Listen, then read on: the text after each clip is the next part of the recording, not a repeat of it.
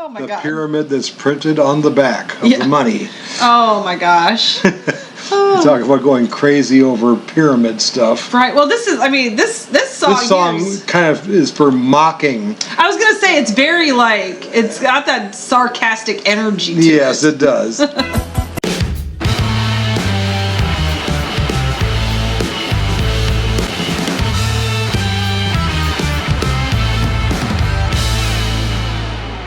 It's better than being a dumb one.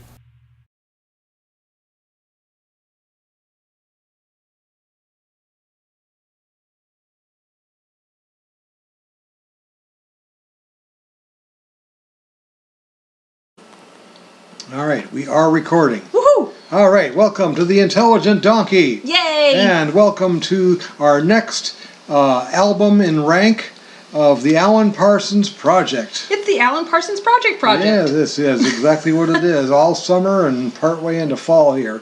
Yay! Well, any which way, we're going to be going at least through August here. Mm-hmm. We're up to the number 5 album in our countdown. I'm going to bring up the list that we've seen before here. Let me make a couple of adjustments.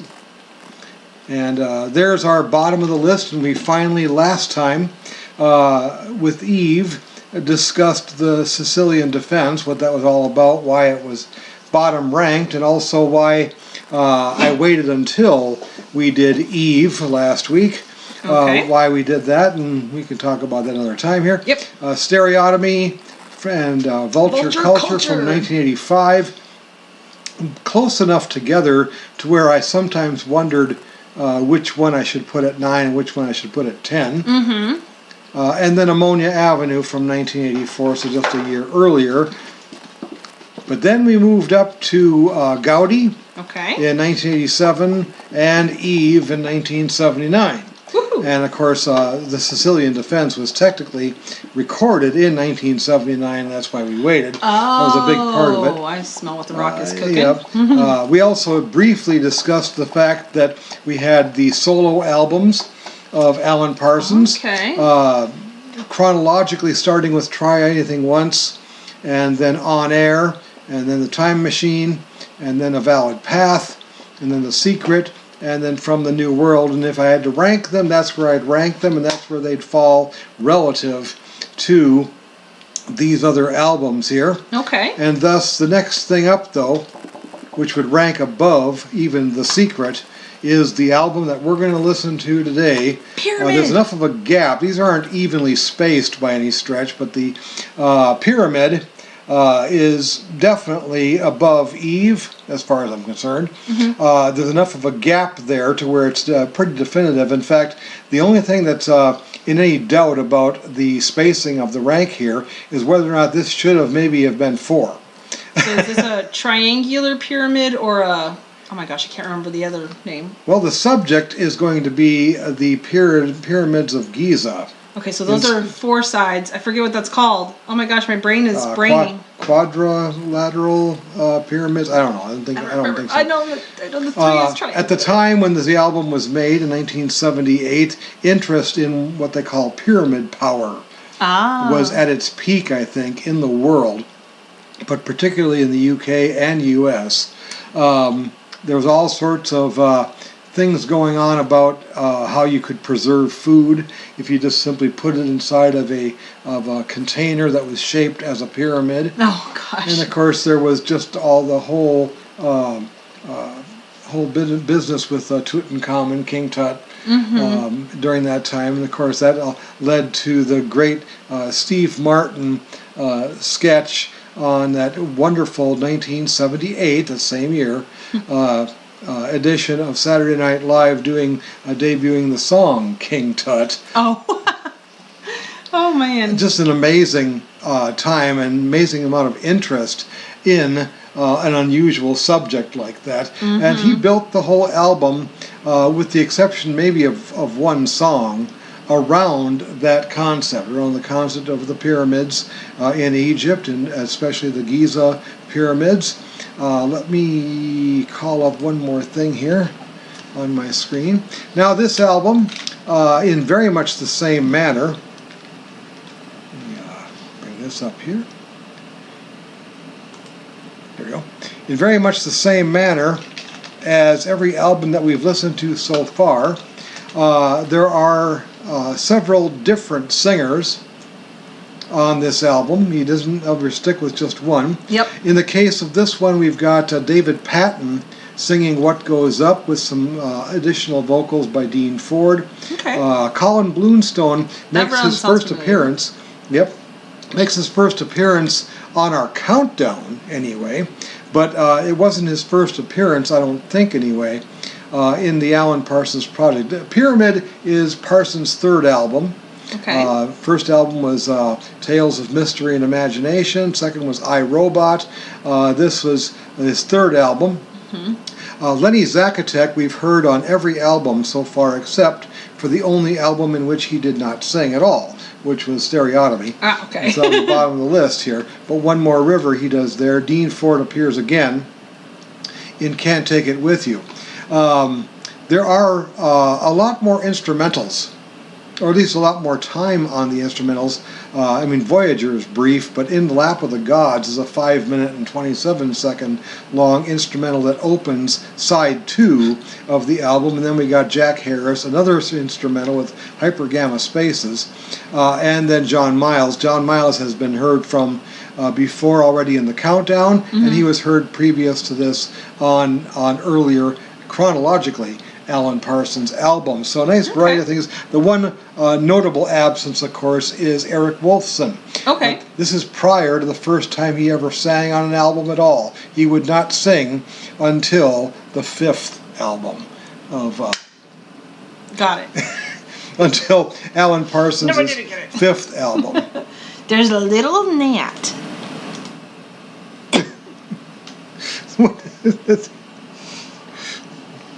I've heard of bugs in the software, but bugs in the... never mind. In the studio. As you notice, by the way, we're back in the earlier studio that we used for Vulture Culture and a lot of previous videos like that. You're going to see this same studio again next time as well, because I have her scheduled by her request, she doesn't even realize it yet, for the next album up. Yep. But we're not going to spoil what that is. Alan Parsons Project fans, of course, already know what's coming with this. But we're going to close one of these windows, open up a different one. There we are. Yeah. Let's go. And like the previous 3 albums here, we're not going to make any stupid attempts at trying to run a Vivo video on this. I believe they only made one anyway from this album. We're just going to use the playlist and have the album's cover very unusual looking. Yeah, it has thing. nothing. I mean, there's a pyramid, but that's in the title or like in the Yeah, words. it's stylized in the word in place of the letter A. But other than that, of course, it talks about how mystical the power of the pyramid is, and that was the whole idea of this. It distorts reality, even. Okay. We start out with a song called Voyager, which is instrumental. Okay. Oh, nice.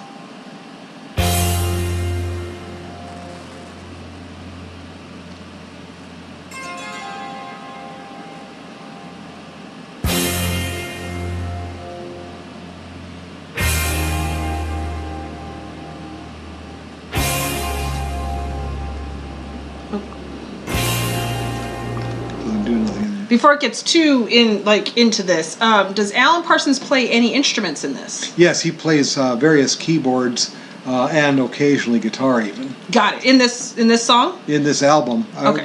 This song as well, probably. He oftentimes will play, since he actually wrote most of the instrumentals of the Alan Parsons Project, that he actually plays the lead synthesizer role. Got it. Okay. All right.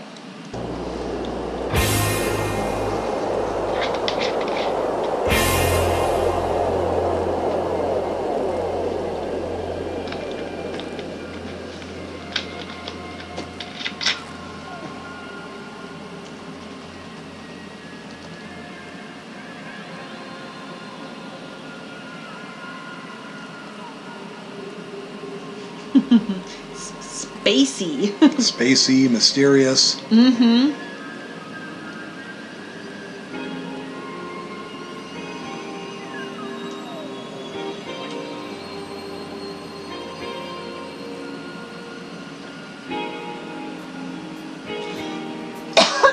Excuse me.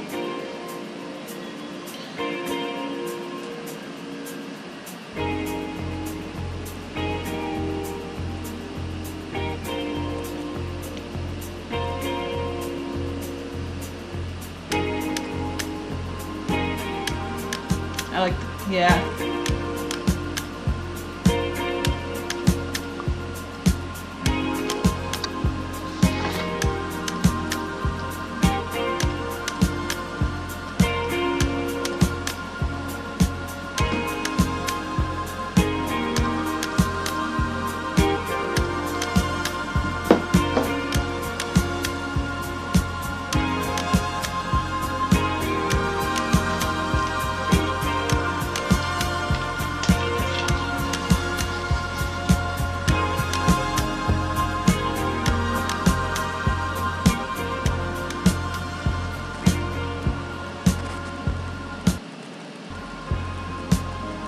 Oh, and this starts. Yeah, it goes right into the next song. Okay, so that's a nice, interesting little intro. And that's the way he did it on both the first album, Tales of Mystery and Imagination, and would later do it again on An Eye in the Sky, Sirius and Eye in the Sky. He has blended the first song, the instrumental song, then as an intro, basically, right into the next song here. This one is the one that is sung by David Patton. Okay. Well, Voyager, it was very simple. It doesn't really have any like a big climax or anything like that. It was just a beat, and then it goes right into the next song, basically. That's basically it. That's basically it so far. But it serves as an intro and sets the mood for the rest of the album. Okay.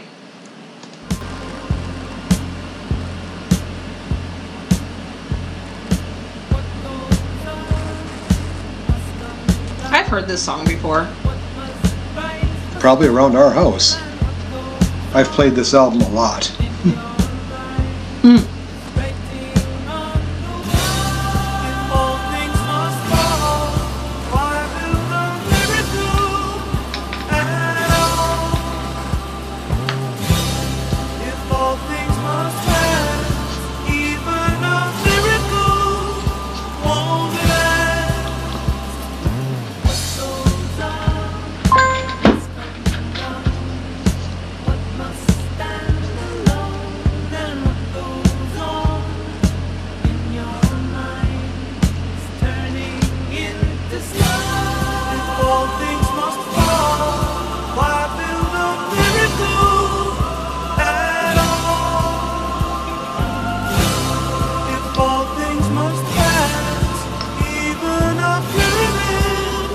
Pyramid. So would you say that this album is very cohesive, like as far as a storyline? Yeah, it's a much tighter concept than many of the other albums. I did Ammonia Avenue, so... Yep, and they all did the... yeah, I mean, there's varying degrees of cohesiveness of the theme of each album. You know, it's pretty consistent with Eve, with the theme of women, even though it's a very broad concept, very wide concept like that. But yeah, he sticks with that concept very well through the album here. Okay, all right.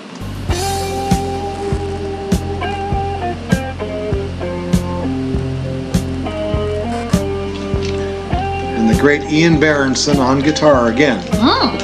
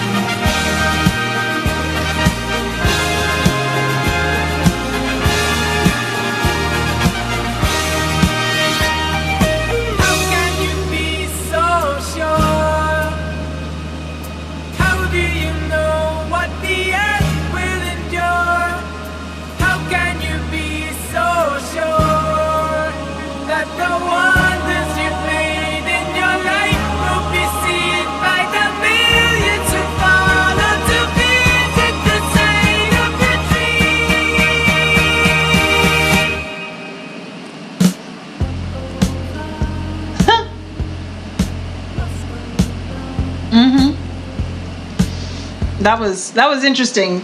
Building, and then there was no letdown. That was just done. Just drop. Yeah, drop it. Yep.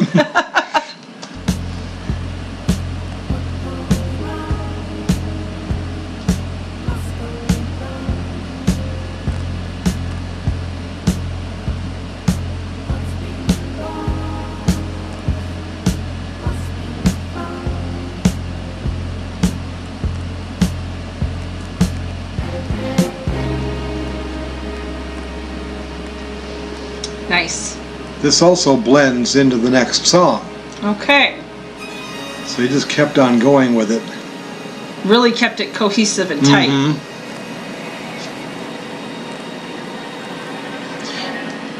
Is that Alan Parsons? Yes. Okay.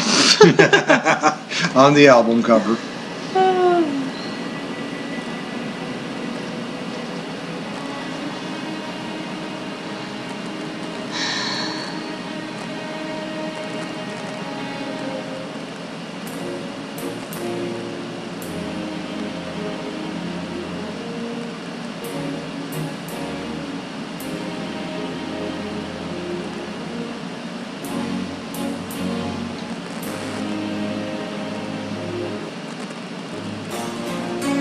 Nice.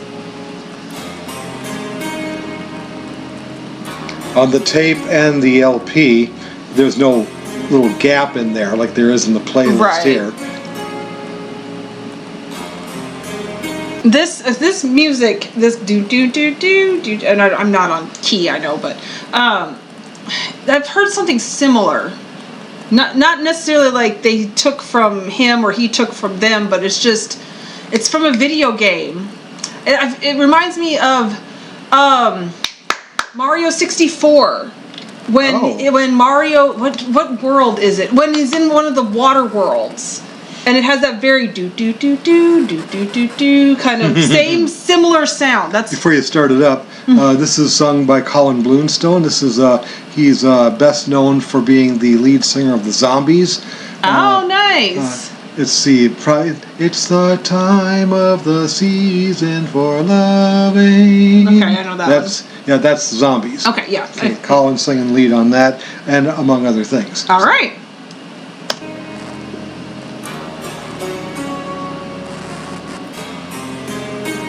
And I could easily fall from grace, then another would take my place, for the chance to behold your face. And last month he just celebrated his 81st birthday. He's got amazing vocals so far. Yeah. I want to really hear him belt it. And the days of my life are but grains of sand as they fall from your open hand at the call of the wind's command.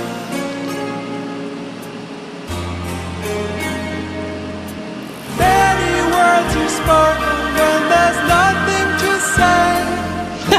Fall upon the ears of those who don't know the way to read between the lines, that lead between the lines, that lead me to you.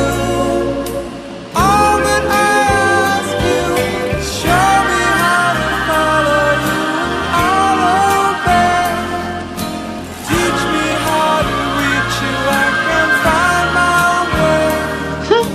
Let me see the light. Let me be the light. Okay, so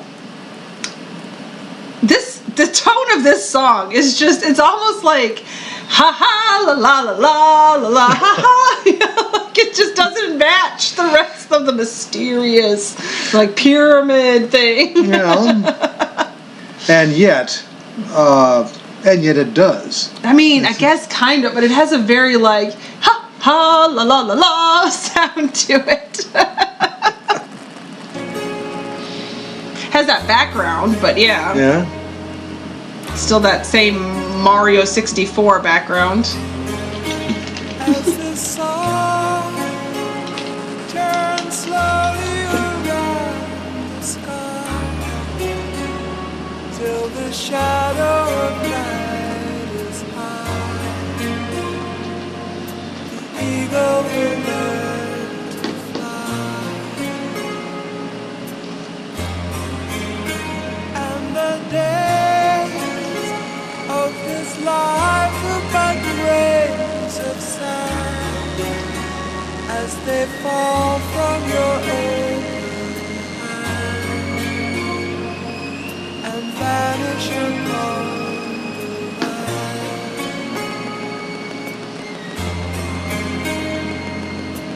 Many words are spoken when there's nothing to say. They fall upon the ears of those who don't know the way to read between the lines by following the signs that can lead to you. But show me how to follow you and follow back. Teach me how to reach you. I can't find my own way. Let me see the light. Let me be the light. Some incredibly high note singing there. Do you know what? Inside, with no warning, no last goodbye. In the dawn of the morning sky, the eagle will rise again.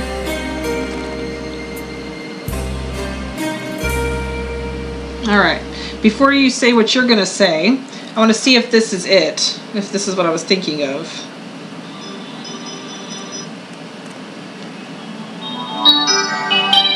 See that? It has that same sort of feel to it. But I don't know if you could. You might have to edit that out because that might be copyright. Well, so is all of this. Yeah, that's true. A similar thing, by the way, happened with the download, digital download of this album as it did with Eve. I explained last week about the fact that when I downloaded the album Eve as part of a package that I bought a bulk list, basically at the time it was the entire discography of Alan Parsons, the Alan Parsons Project anyway, it came with a bonus track because it was after a remaster that had been done. This one had one too. The bonus track on Eve was that track from the Sicilian Defense. I had never known that it was actually part of, well, it was made part of the Eve album. This one contains a bonus track that is basically an instrumental version of Voyager, What Goes Up, and The Eagle Will Rise Again, the first three tracks on this album. But that's all. I'm not going to play that one as part of this ranked list here. It's just the instrumental portions of these first three songs blended together as a medley. Oh, nice. Okay. All right. Song number 4. I wasn't too keen on song number 3. I like 2 better. Okay. There's that Mario music again. I'm going to call it that. It sounds exactly the same. Actually, there we go. It was starting to repeat. The Eagle Will Rise Again.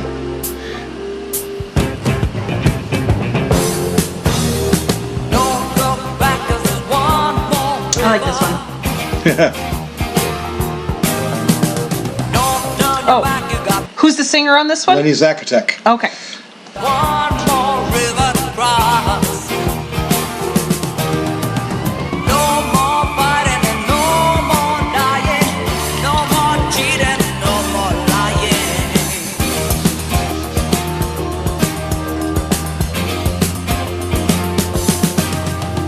Don't look back, but there's one more river. Don't turn back, you got one more river to cross. He just turned 79, by the way. Don't start asking for rhyme or reason. Don't hold back, it's the time of the season.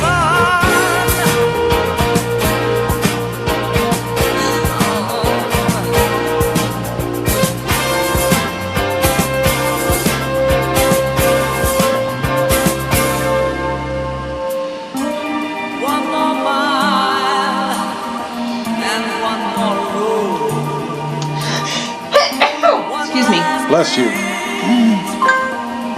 one less load. Oh, oh,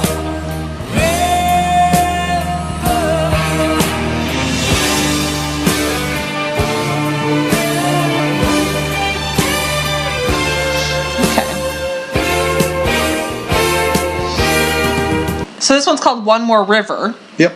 Is this about the Nile? By chance, yes. I would think so.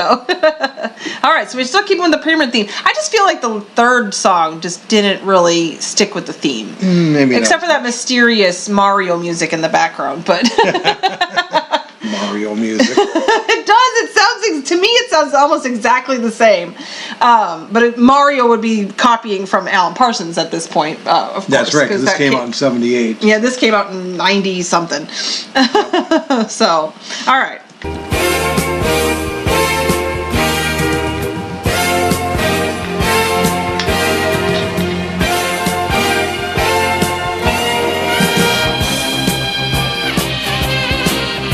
Sax solo. I mean, that's kind of required in this time period, isn't it? Yeah, kind of.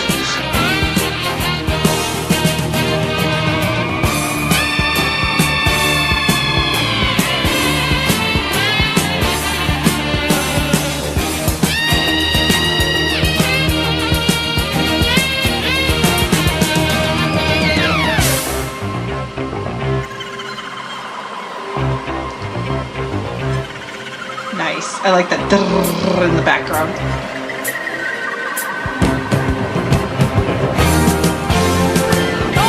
That noise in the background, that drrrr, it was almost like a rain stick, but through a synthesizer. There you go. like you got one more river. Don't turn your back, you got one more river to cross. Don't ride after the rhyme or reason. No, no, back is the time or the season.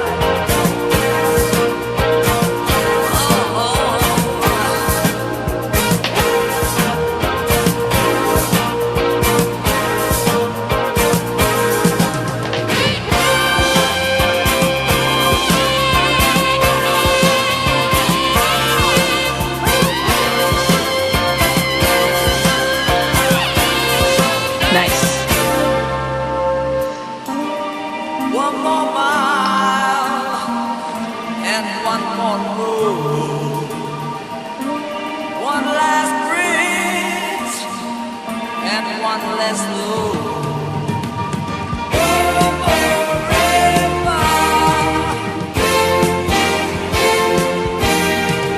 One more river.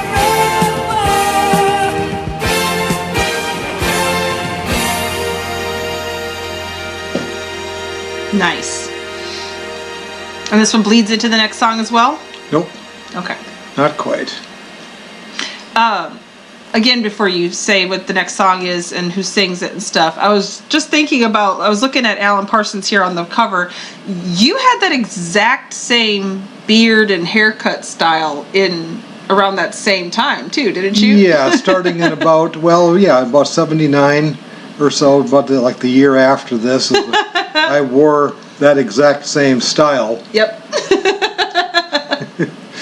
I think that's great. Okay.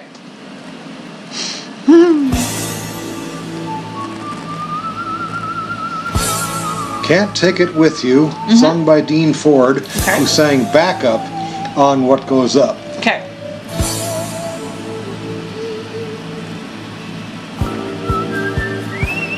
Well, I like the whistling.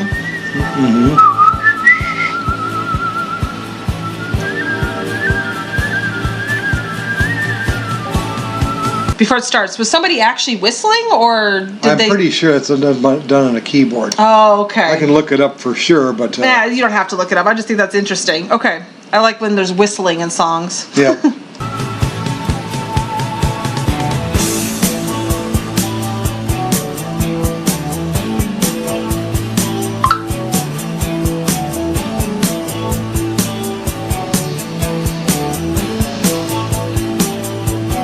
Well, I sympathize completely like this guy's voice. Just a humble servant with a message here for you. Well, I know you have good reason, and there's things you've got to do, but the boatman won't be waiting, and he's leaving here with you, and you can't take it with you, no matter what you do. No, you can't take it with you, not the place you're going to. Not the place you're going to.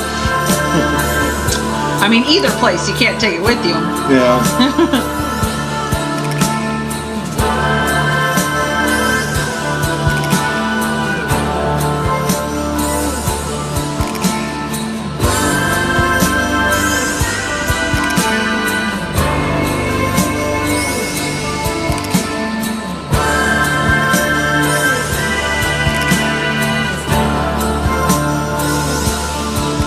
Alan Parsons himself is playing acoustic guitar on this track. Huh. Perfect. That's probably why I like it. I do like acoustic guitar. Well, I sympathize completely, but there's nothing I can do. I am just obeying orders. I'm a simple soul like you. Well, you really are persuasive, but I've heard it all before. And the boatman's getting restless as he stands upon the shore. And you can't take it with you, no matter what you do. No, you can't take it with you, not the place you're going to.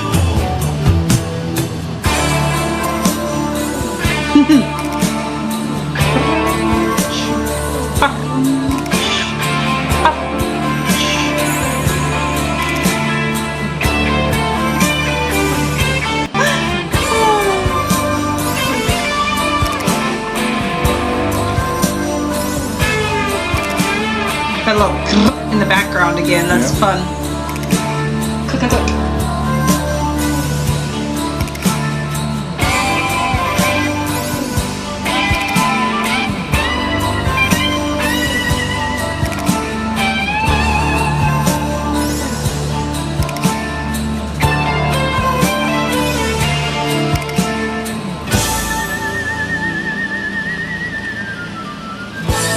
There's no mention of who's whistling, Oh, by the way, in any of the credits, so I'm going to guess it's synthesizer.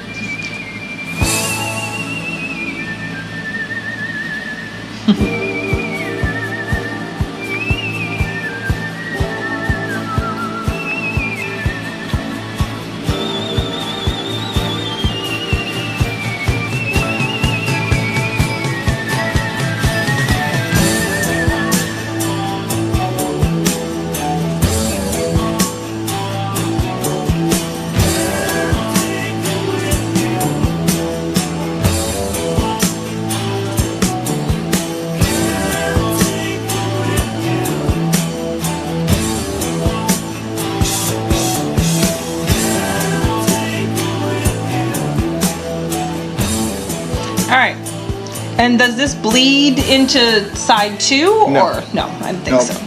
It's the one thing about the recording that, since it was distinctly side 1, side 2, you have to flip it. Your either the cassette or the LP. Yep. That it would go straight in, that it wouldn't go straight into In the Lap of the Gods. All right. Ooh, I like the bells. This is the album's second longest track. I'm assuming it dings 12 times. I never count them. I forgot to start counting.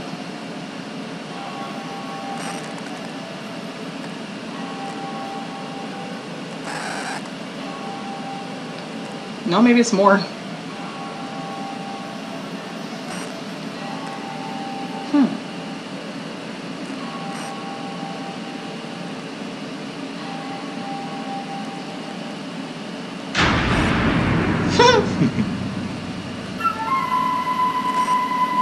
back to the mystery again.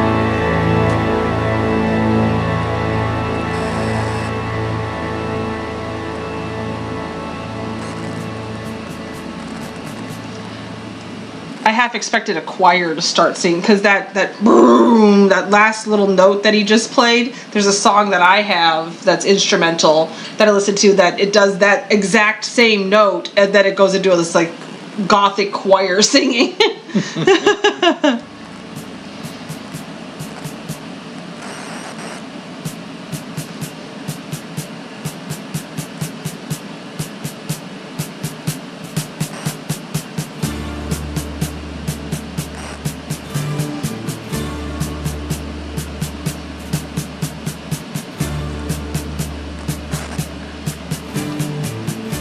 In case you're wondering, this is just like side 2 of Eve, where I like side 2 better than side 1. All right.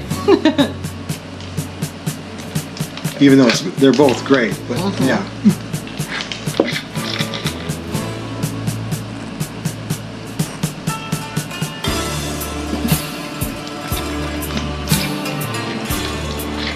Are they actually using a special kind of instrument there? Because that sounds very Asian or True, but I believe it's like just what they call a clavinet.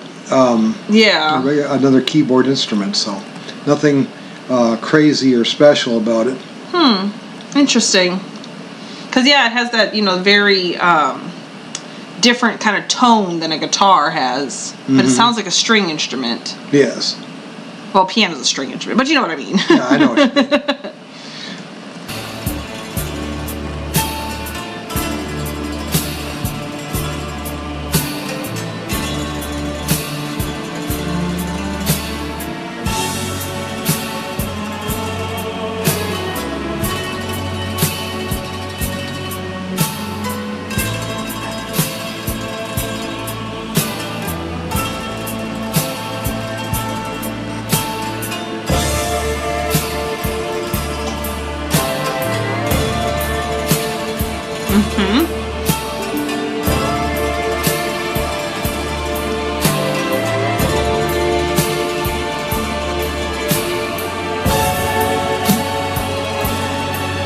Love those chords.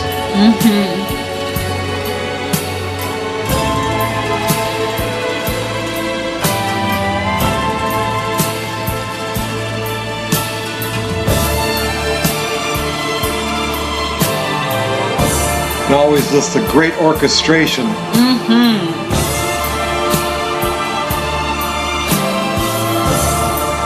Nice. There is a choir. Yes. Okay.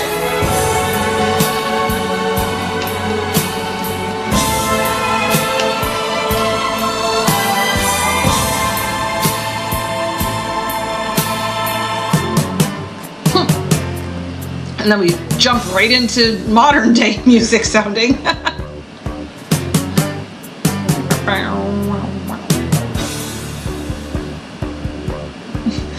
That was quite the drastic cut from what literally sounded like it could have been music from Egypt to all of a sudden 1979 is right in our face.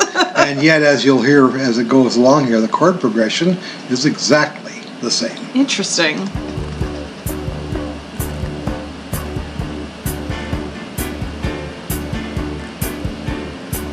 That's Eric Wolfson on the piano. Okay.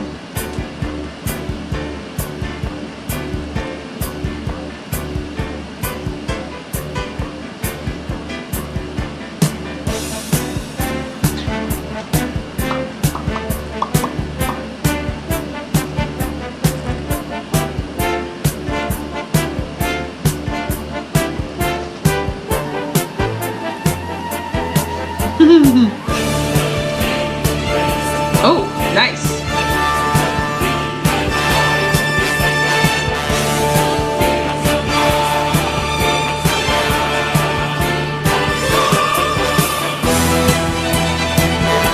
Was there actually lyrics there, or was it just? I think there was, but I don't know. I don't understand what they are. I don't know if it could even be looked up. It's still considered an instrumental. Yeah, yeah.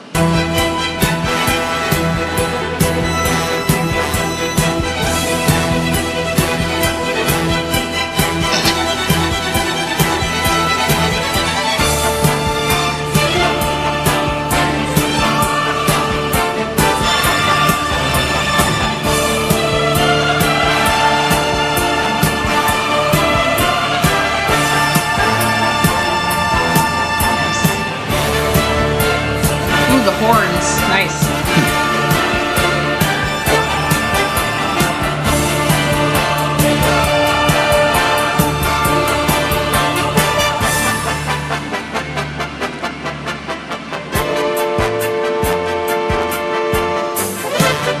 And we're back to 1979. Yeah. 78, but yeah, Yes. close enough. All right, this one, next one, is sung by, let me make sure I get the name correct, by Jack Harris, which he sang on the first 3 Alan Parsons Project albums, obviously including this one, but I don't think he sang on anything past that. I'm not sure why. Huh. But So this is somebody I personally haven't. Well, I mean, I've heard this album before, like you said, when I was little. But like as far as in this reaction series, I have not heard this singer yet. Nope. Because all right. Nope. You ready? Yep. Oh, that's interesting. Pyromania. Okay.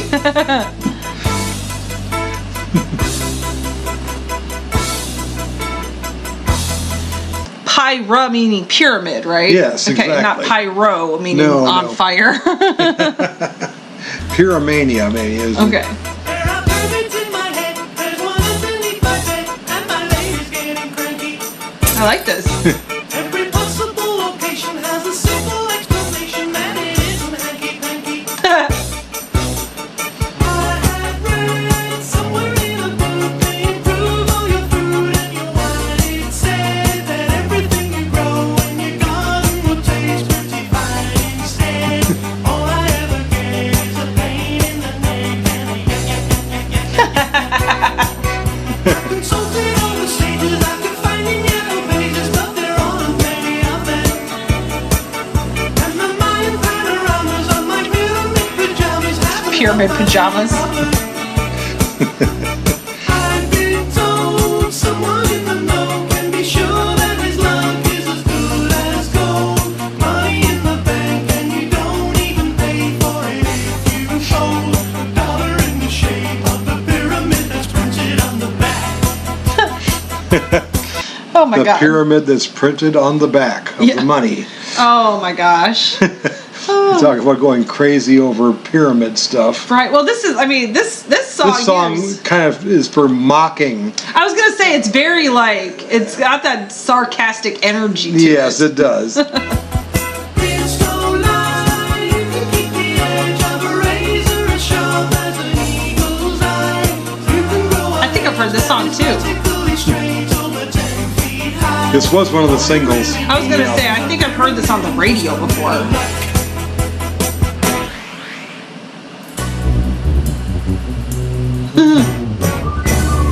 Ooh, nice.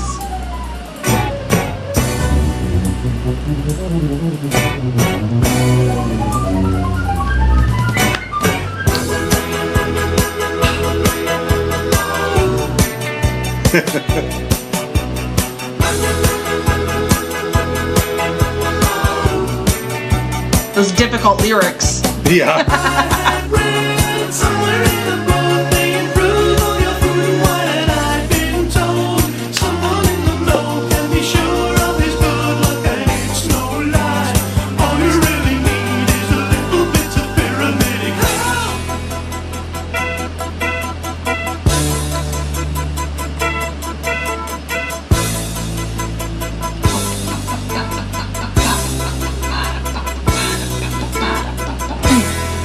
And that's it for that song. That was a good one. I like We that go one. into another instrumental with hyper gamma spaces. Ooh.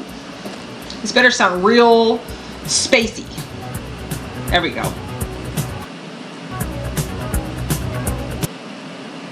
Hello. There we go.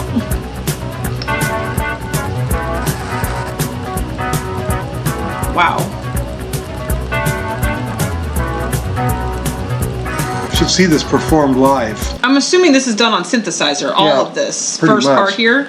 And so he's having to doodle, or is it something Well, that the synthesizer they got a little can bit of a do? sequencer going and stuff like that too. Yeah. But yeah, I mean the main melody, harmony is all synthesizer stuff. Okay.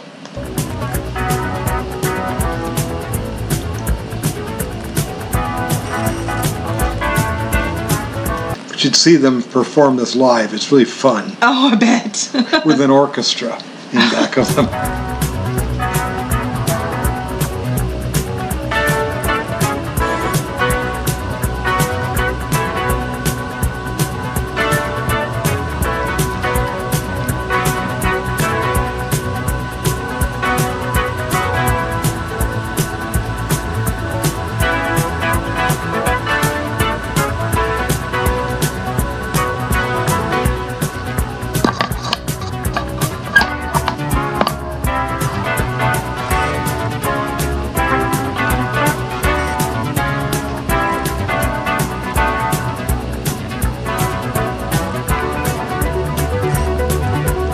Oh, that's cool.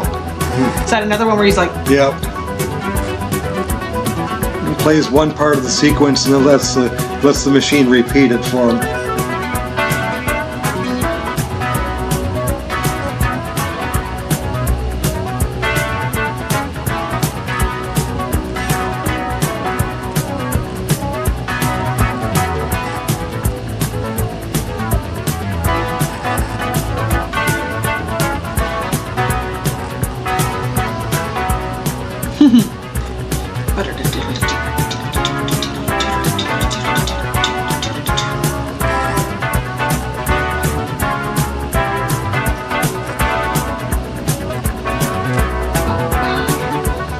nice.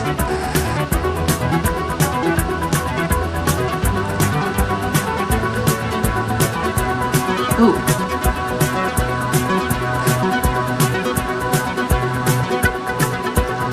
Oh, okay.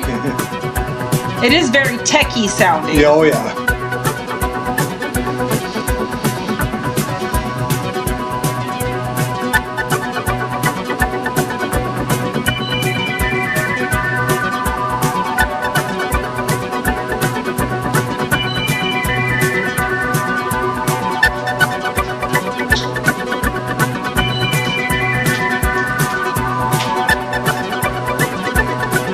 That call and response that he's got going on. Nice.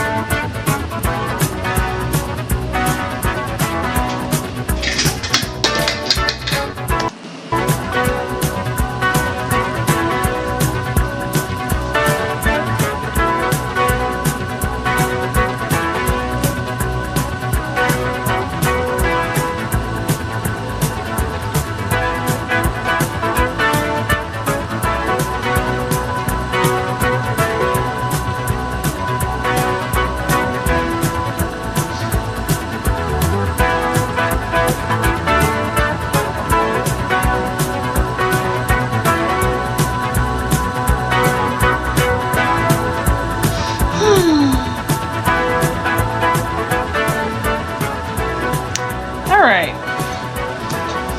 I liked the fast pacedness and like the technical skill that took to do all that, but I think I liked Lap of the Gods more. Yeah. This one was it repeated itself a lot. I like Pyromania, Veromania. Well, I mean, as far as the instrumental ones, Dad, I'm Yeah. going with those. Yes. Shadow of a Lonely Man, sung by John Miles. Okay. I feel like that's what the cover is. This song, I feel like that's what Alan Parsons made the cover for. It's the one song on the album that to me doesn't fit the rest of the album. Oh, at really? all. The story behind the first time I heard this song was, well, first of all, this is just one of the tapes that I got from a friend not the one with the puppet, but his brother. We've talked about that before. Yes. But he gave me these pirated tapes. He's got the LPs on vinyl, and this was one of the songs on it. I remember one night he called me up crying. Oh. Because he and his girlfriend had just broke up. Oh. And it was his last girlfriend before he eventually found his wife and married her. but he, repeatedly brought up. I had to talk to him for quite a long time. He kept this song on repeat, I think, constant. I mean, the guy was 20 years old. well, and music really can help you heal from Yes. something like that, and especially a song that seems to be about that. I can see, and it was, I'm just so happy that that your friend trusted you enough to Yes. call you about this The, situation. The thing about it is, this song, what both of us were surprised about, and I still am to this day, is that how this song was never released as a single. Oh, because it's a pretty good song then, It's huh? an excellent song. It's But just- it was never, it was never released as a single at all, so you would have never heard this on the radio. Okay. With Colin Bloomstone on backing vocals, Okay. and Eric Wolfson on the piano.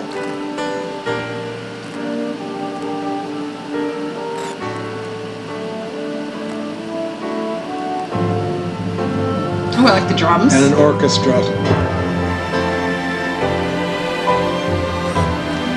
Oh.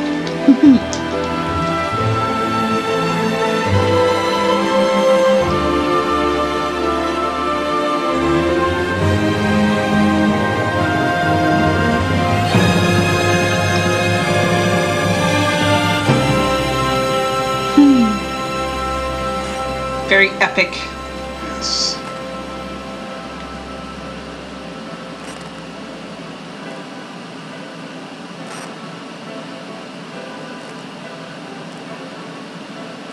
Look at me now, the shadow of the man I used to be. I like the vocals. Gorgeous, gorgeous vocals. Yes. Look through my eyes, and through the years of loneliness you'll see.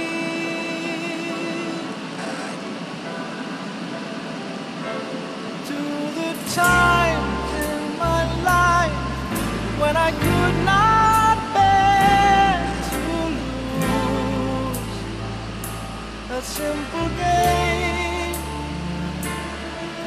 and the least of it all was the fortune and the fame.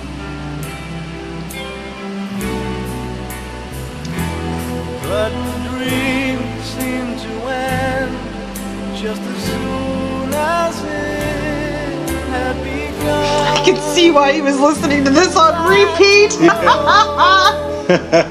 Poor friend. For the last thing of all that was on my mind was the close at the end of the show, the shadow of a lonely man feels nobody else in the shadow of a lonely, lonely man. I can see myself.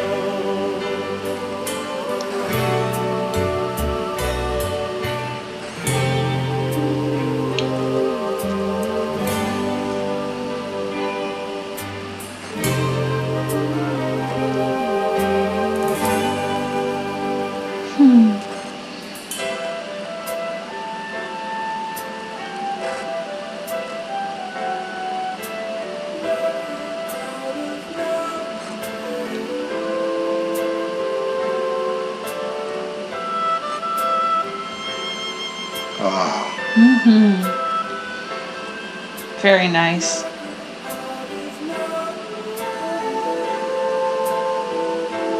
But the sound of the crowds when they come to see me now is not the same,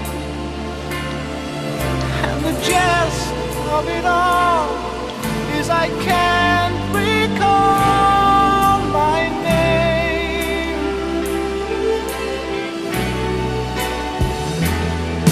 But I'll cling to a hope till I can't hold on anymore,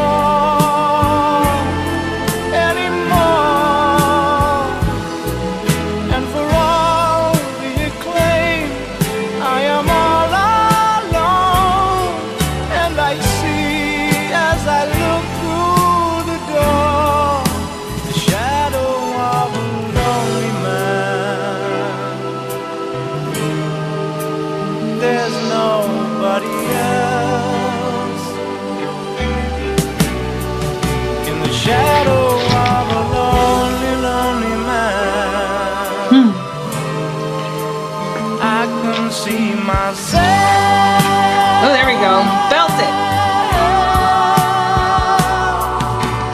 100%. This he designed this album cover to match this song. Yeah. 100%, because it has nothing to do with pyramids and everything to do with this song. Yes. That's so funny. The brain of Alan Parsons. Yeah. The shadow of a lonely, lonely man. The lyrics were written by Eric Wolfson, though. Doesn't matter.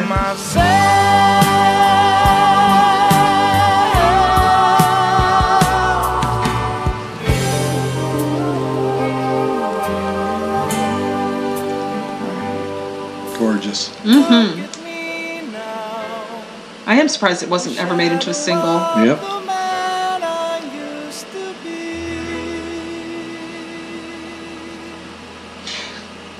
I mean, it is still on the shorter side. It's the longest song on the album at 5 minutes and 34 seconds. Right, but what I meant was, like, when we were going through Kansas, you talked about how some songs should have been singles, or they made them singles, but they had to cut out a bunch of minutes from them and then cut them down to like 5 minutes. So it should have still been. Yeah, it should still have been of a palatable length for doing as a single, but they just never did. Yeah. For reasons that aren't explained anywhere. Yeah, I don't know if there's any. There are interviews. Alan Parsons is one of the most approachable musicians when it comes to doing interviews and stuff like that. And from the best I can remember, him being interviewed by Rick Beato, by Adam Reeder, by others. I've never heard him even mention anything about why this was never a single. That's interesting. But if any of you readers, any of you listeners, know the answer to that question as to why it was never released as a single, let me know. All right. Let us know in the comments like that. Was that the last song? That was the last song. Oh, I thought there was one more. Okay. No, I've been sitting here like with my headphones on, like ready. Nope. So actually, the album is about 37 minutes in length, not 40. That's not bad. But that's still not bad. It's I still think that it's and I'm sure I'll get some debate about this. Miles above even Eve. Yeah. Its immediate successor. These were back-to-back albums in 1978 and 79. Okay, that's where I was getting the 79 from, was from Eve. Yep. And then back-to-back and rank as well. We just did Eve, now we did Pyramid. So go figure. Okay. But despite being so close to each other in both rank and in chronological order, the fact of the matter is, to me anyway, that Pyramid is a much better album. And yet, there are 4 albums that are even better yet to come. Yeah, this one was good. I'd have to say, I do like it better than Vulture Culture. Yeah. And Ammonia Avenue. And Ammonia Avenue. I forgot about Ammonia Avenue. Even though Vulture Culture was before Ammonia. Yeah, and in both of those cases, you only heard a couple of tracks from Not each of the whole albums. thing. I suppose it might be different. That's in italics. It might be different if you heard the entire album in both cases, but all I think that would reinforce is the fact that there's nothing wrong with any of the lower-ranked albums. They're great albums. They're great, filled with great music, but this is just better, and quite frankly, the next one up is even better. Okay. And the next one up after that is even better. You get the idea. Yep. Here. Alan Parsons Project longtime fans know exactly what 4 albums they are, but as usual with countdowns like this, you don't yet know the order in which we're going to do them. Okay. Which one's number 1? Which one's number 2? The only clue that I've given you so far, the only spoiler, is that Eye in the Sky, their best-selling album, is not number 1. Ooh, okay, interesting. So we'll see where that lands. That's the only spoiler that I've given you. That's the only one I'm going to give you for the time being. But the only other thing I will tell you is that Luna Rosa is going to be the reactor for the next one up, for number 4 coming up next. Okay. So. Sounds like a like plan, I said, man. it is by her request, and she knows why, but the rest of you don't. So add your comments below. Add your comments about your speculations about what you think is going to end up in the 4-3-2-1 spots. Heck yeah. Heck yes. And subscribe to the channel if you haven't done so already and you don't miss anything coming up here. Alan Parsons Project fan or not, click the like button and share this with your friends on social media. So don't be a donkey of limited intelligence. Instead, Be an intelligent donkey. and we'll see you in the next video. Thank you for watching. Bye.